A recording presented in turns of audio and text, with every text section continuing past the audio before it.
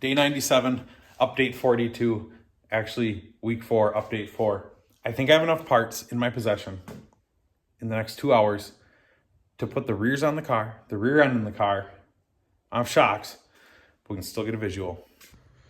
Got the call today from our pals at Outlaw, and they said, your wheels are here. Oh, are they ever. Look at these.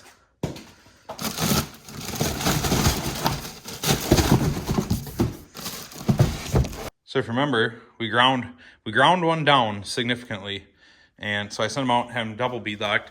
Probably could have done just a single bead lock, but we thought if we did doubles, then I can put a radial on it and stretch it like they were before. So this is the final product. So basically they just take her and whoop, then they weld on the bead lock flanges, and we're good. So I ordered it one black ring and one polished ring because I'm not good at making up my mind. And I thought I'd like the polished ring, but my wheels are so disgusting. I've never cleaned them. I think it's almost gonna look silly. So now I either have to polish these, which maybe it's not that hard, and then I can put the polished ring on, or I can just leave the black one on. But before we can put the wheels on, we have to put the rear end back in the car. So we got our bars back from powder coat, and they look sweet.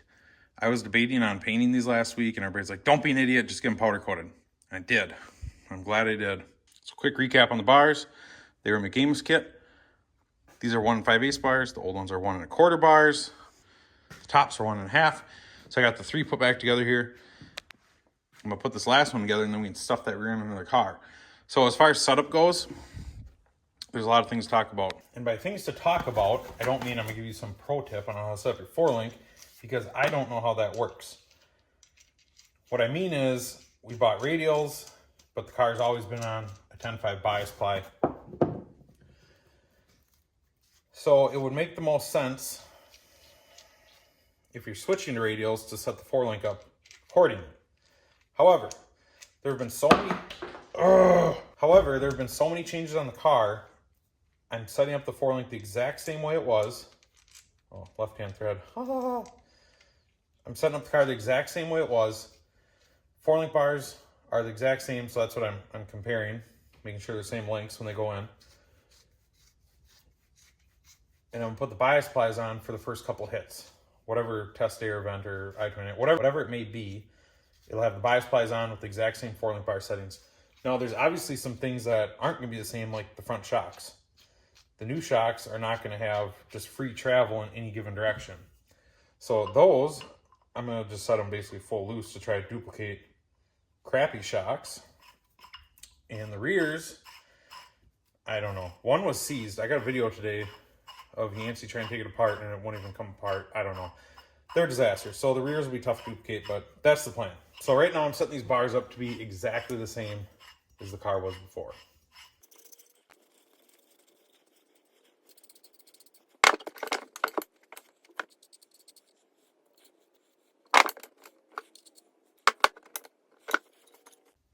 So I'm just gonna hang these bars on the rear end, and I'm gonna throw this up on the wood blocks on top of the dollies.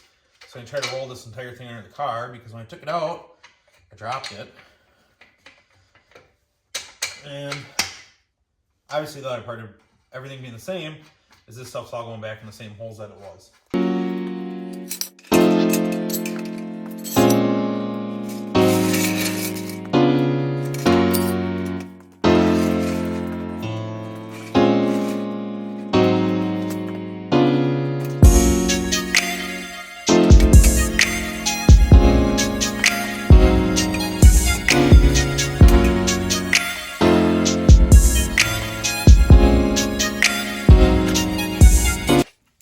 So I'm really on the fence about what tire I'm going to use first. I think, like I said earlier, I'm pretty sure I'm going to use the bias ply. But for now, just for excitement purposes, because I've never had a radial in the car, I'm going to put these on, and they don't need a tube like my bias ply does, so this will be easier to throw on for now. All of these items are far too nice for me to own. I've never done this before. Never had a set of beadlocks, so I don't really know how it works. I think you can just kind of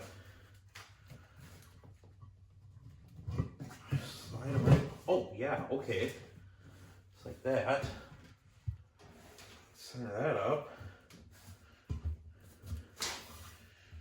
Ha! Well, that's easy. I don't know if you're supposed to anti-seize these, but it feels right. So we're gonna anti-seize them. God, I wish I knew more about this. I think you just kind of center it in there. Assume like that. We'll learn together. Today we learn together.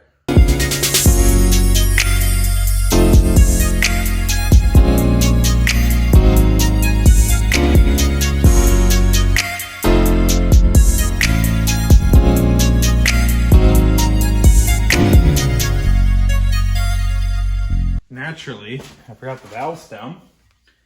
However, these big old donkey wheels, plenty of room to sneak in here. Apologies, the phone died during that process, so I thought it was gonna be easier to mount the radial, stretch on the wheel, because in my head the radial's a lot bigger. I got double beadlocks. Well, I forgot one part. You still have to get the tire to the bead. So as long as you have a proper set of tire mounting spoons, really not that bad.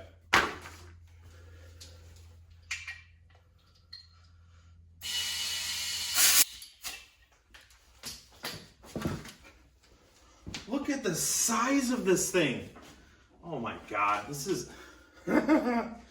woo! So at some point, somebody in the Northern Hemisphere decided that a 315/60 was a small tire.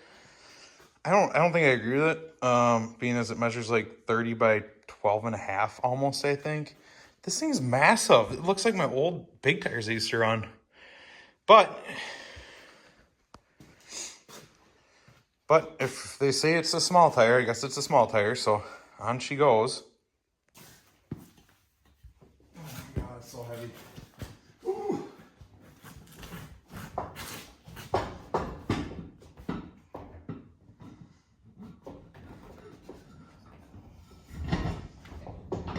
Well,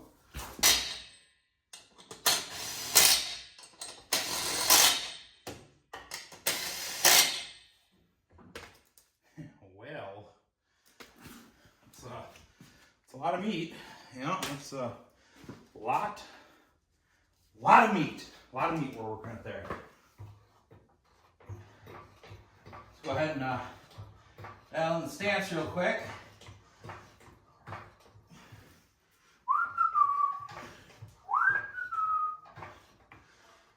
I don't know if this is going to be real life. It's going to be pretty close though. My old tire tucked just a smidge. This one's a little taller. Yeah, that's about right. Yep. Not that often. Not that often can spending money make you happy, but once in a while, this one really hit the spot. So as you tell, it's not like sitting perfect right now. There's a whole lot of adjustments that need to happen with the bars. I was talking to Greg earlier, and he was like, well, if your ride height changes, and I was like, yeah, whatever, don't worry about it, Greg. And well, then I learned the higher you go, the more forward the wheel goes, and basically we're gonna have to start from scratch in the 4-link. That's what I've come up with. So now I might, oh, Jesus Christ. So now I might just set up the car for radials right off the bat and see how that goes. Either way though, just jazzed to see the car coming together. I got rears, I got front suspension. This weekend, I think the motor can go back in. That one can go in there. I think I can put the front clip back on the car, and then I'm just waiting on the front wheels. Well, and the rear shocks too, but oh, it already looks like so much more of a car than it did before. She is coming together. Things are happening out here. I don't know if we're gonna make the I-29. I'm starting to lose faith because the front end still has to get aligned and sorted out. The bars have to get cut and moved. The rear shocks have to go in. The whole car has to get set up for all this. So I don't know if it's feasible. I promise I'm gonna do my best, but I'm starting to lose a little bit of faith. Either way, thank you for suffering through another boring update with no noises, no burnouts, no racetracks. However, we are getting close. I can feel it. Worst case, a week or two, and we are back to it. So stand by for more.